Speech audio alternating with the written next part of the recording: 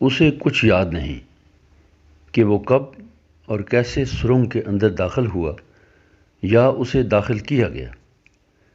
اسے صرف اتنا یاد ہے کہ وہ نہ جانے کب سے یا پھر ہمیشہ سے ہی سرنگ کے اندر موجود تھا۔ سرنگ کے اندر داخل ہونے سے پہلے کی زندگی اگر تھی بھی تو اس کی یادداشت سے محو ہو چکی تھی۔ اس نے کئی بار یادداشت کو ایک نقطے پر مرتکز کرنے کی کوشش کی اور بھولی ہوئی کہانی یاد کرنے کی کوشش کی، مگر اسے اس کا نشان تک نہ ملا۔ آخر کار اس نے اسے یادداشت کے بھول جانے اور یاد رکھنے کی صلاحیت سمجھ کر یکسر فراموش کر دیا کہ یاد رکھنا بھی در حقیقت بھول جانے کا عمل ہے۔ کچھ چیزوں کا محو ہو جانا ہی یاد رکھنے کے عمل کو جگہ دیتا ہے۔ البتہ وہ سوچتا ضرور تھا کہ سرنگ میں داخل ہونے سے پہلے کی زندگی اگر واقعی زندگی تھی تو کیسی ہوگی۔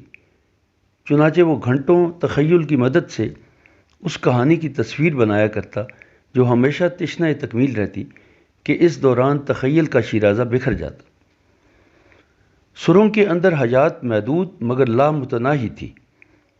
رفتہ رفتہ اس نے اپنی آنکھوں پر اعتبار کرنا سیکھ لیا تھا، باوجود کہ بارہا اس کے دل میں یہ خیال پیدا ہوا کہ آنکھیں جو کچھ دکھا رہی ہیں وہ درست نہیں ہے، یا کم از کم اس طرح نہیں جیسا کہ دکھایا جا رہا ہے۔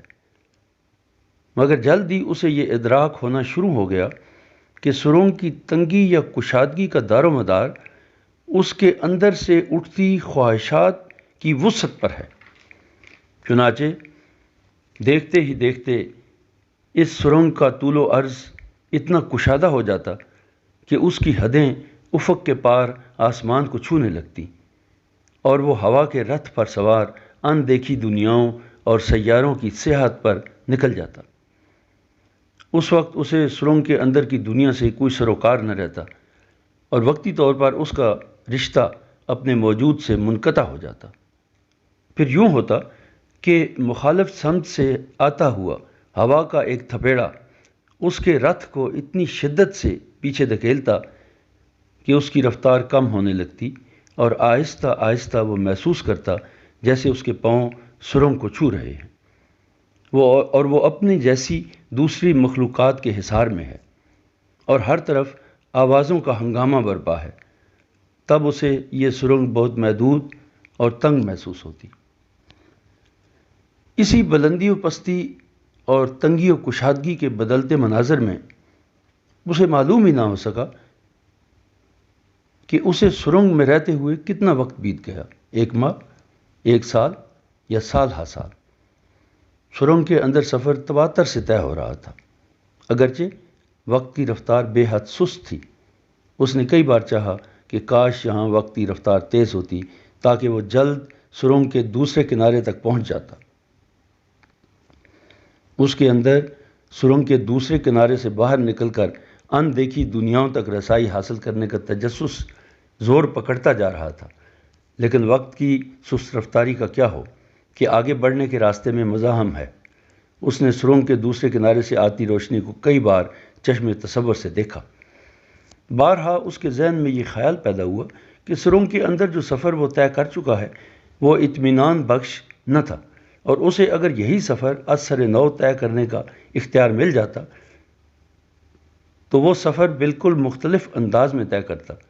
مگر اس خیال کو ماضی و حال کی علیحدہ علیحدہ شناخت منقسم کر دیتی اور وہ حال کے چوراہے پر کھڑا ماضی کی طرف پلٹنے کی خواہش لیے مستقبل کی طرف پیش قدمی کرنے لگتا۔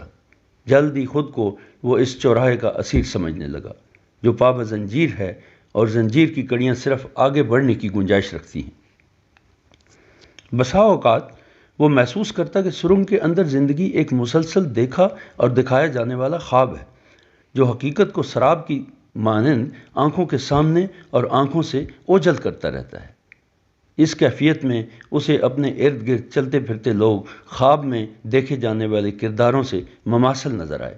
چنانچہ اسے لگا جیسے سرنگ کے اندر اس کا سفر خواب سے حقیقت اور حقیقت سے خواب تک کا سفر ہے۔ بس اسی کیفیت میں اسے یہ احساس تک نہ ہو سکا کہ یہ سارا سفر اس نے سوتے میں طے کیا یا جاگتے ہوئے۔ کہ اس نے خود کو سرنگ کے آخری کنارے کے قریب پایا تو کیا سفر تمام ہونے کو ہے؟ اس نے سوچا، تو کیا وہ پہلے سے ہی سرنگ کے آخری کنارے کے قریب موجود تھا؟ تو کیا اس نے یہاں سے پیچھے مڑ کر دیکھا؟ تو کیا وقت در حقیقت اسے اپنے ہمراہ ماضی کے اس لمحے تک لے گیا جب وہ سرنگ میں داخل ہوا تھا؟ مگر وقت تیر کی مانند آگے کو بڑھتا ہے اور پلٹنے کی استطاعت نہیں رکھتا۔ تو کیا اس کا تصور اسے سرنگ کے اس پار یعنی نقطہ آغاز تک لے گیا تھا؟ اسی کشمکش میں اسے سرنگ کے آخری کونے سے تیز روشنی نمودار ہوتی دکھائی دی۔ اس کی آنکھیں چندھیانی لگیں۔ تو یہ وہ روشنی تھی جو مجھے یہاں تک لانے کا باعث بنی۔ شاید در حقیقت یا شاید عالم خواب میں، وہ بڑبڑایا۔